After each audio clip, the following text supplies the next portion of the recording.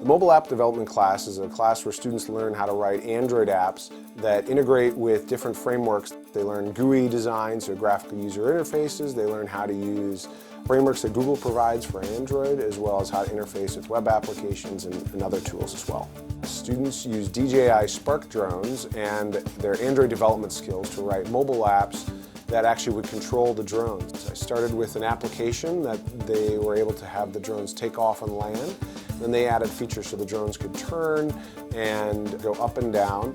They added additional features, one being voice control, so they could actually use their voice to command the application to tell the drone what to do. They learned some of the interesting challenges that exist, as well as a lot of the fun things you can do with drones and mobile apps.